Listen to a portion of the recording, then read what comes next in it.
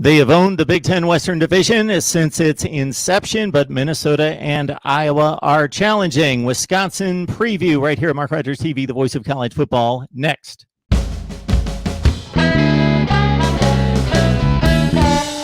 All right, we're breaking down the Badgers. We've got Tyler Hunt on the line from Bucky's Fifth Quarter on SB Nation to talk Wisconsin football. And as we mentioned before we started to record, both Tyler and myself optimistic and in full drive previewing a college football season until we hear otherwise. Tyler, how you doing today?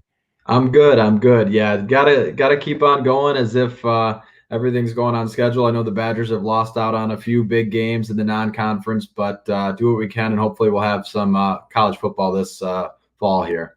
Yes, the Big Ten with an interesting move in regards to canceling the non-conference games, as did the Pac-12 later in that same day, where we have yet to hear from the Big 12, the ACC, and the SEC. But the Big Ten championship is still in play as it stands today.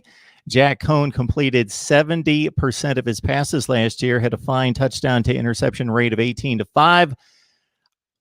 Logical thinking would be that if there was a spring practice, it would have afforded Graham Mertz the opportunity to impress and possibly push heavily for the job. Do you think that's still a consideration? You know, right now, I think based on what you got from Jack Cohn last year and the shortened or lack of spring football and short, fall practice, whatever it's going to be, I think it's going to be Jack Cohn's job, regardless of the situation with Graham Mertz. I do think, from hearing from the coaching staff last year in terms of the Rose Bowl practices and leading up to it, they were really excited to see what he was going to bring this spring and maybe push it a little harder. But without that, I think it's going to be Jack Cohn's job. But thankfully for the Badgers this year, it's not bad to have two options. Right, Graham Mertz got into 4 games last year, didn't lose that red shirt, but this year the wheels are off. They can make that change if they see fit.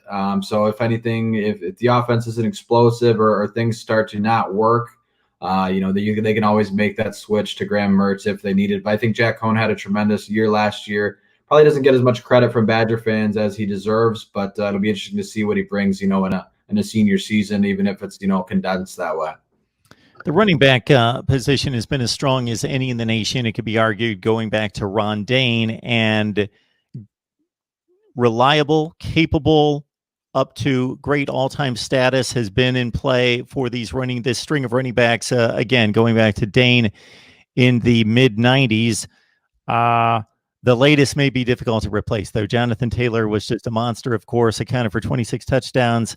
And there's not necessarily the Monte Ball, the James White, or somebody that's projected to be that good, although you've got a 4-star coming in from New Jersey and Jalen Berger. Garrett Groshek would be the guy with the most experience. It's probably going to be just as much of a surprise to you in regards to the running back carry distribution this year. Yeah, it's going to probably be, a by committee type basis this year. You look at the years past, like you mentioned, when Monte Ball had his amazing, run, there was Melvin Gordon kind of waiting in the wings. You saw it kind of transpiring that he was going to be the next guy.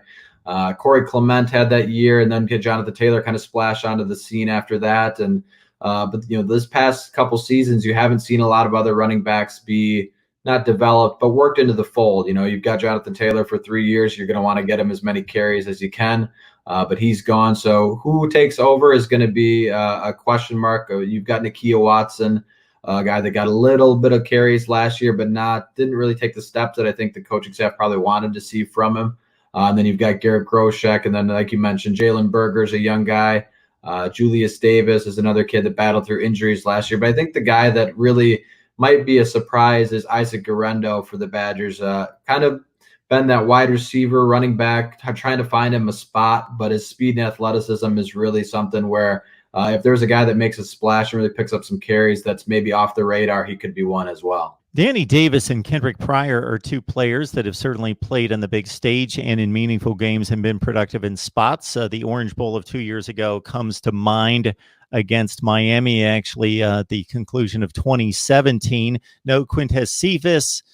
Your thoughts about the wide receiver core? I think Davis and Pryor bring back a good amount of experience. And you look at Danny Davis, what he did his freshman year, if he could replicate that, this year as he goes into his senior season would be ideal. He had a really good freshman season, but kind of took a step back in his sophomore and junior year. Part of that because, Quintez Cephas came back to the team and really made a big impact.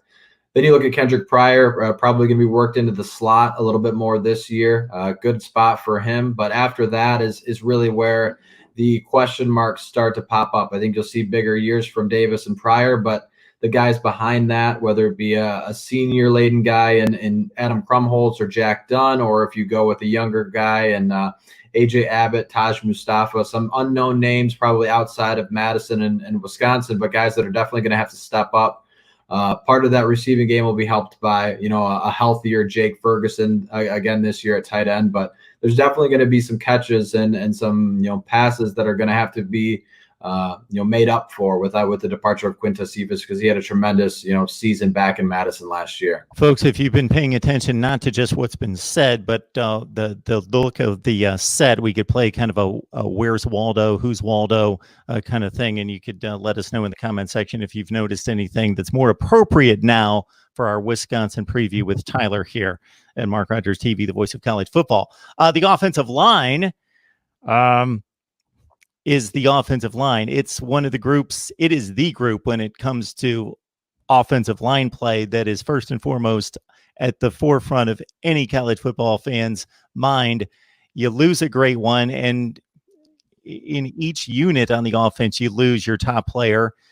Same at the offensive line spot, but are we just assuming it's going to be another great group, or are there some concerns? I think for me, there's, when you look at it in Wisconsin football on the line, there's never really too much concerns. Across the nation, there's probably teams in a much worse position than what Wisconsin will ever be in terms of the offensive line. They've got Cole Van Lanen at left tackle, which will probably be the next guy that is your premier offensive lineman. He came back and is going to be a stud at that left tackle position, one of the top left tackles in the game. After that, there's guys that have played a lot of football, some moving parts. Tyler Beach is a guy at right tackle that's going to be a good piece in the future. And a lot of these guys are now upperclassmen that have played a little bit, but they're definitely going to need to take a jump. But it's hard for me to doubt, Joel Rudolph and that offensive line room with what they've had over the past, 15, 20 years in terms of offensive line success. So new names, but I think they'll be willing and ready to step up into that role and hopefully, pave the way for another solid running back that way. Wisconsin coming off another Rose Bowl appearance in 2019, looking forward to 2020 with Tyler Hunt from SB Nation's Bucky's Fifth Quarter.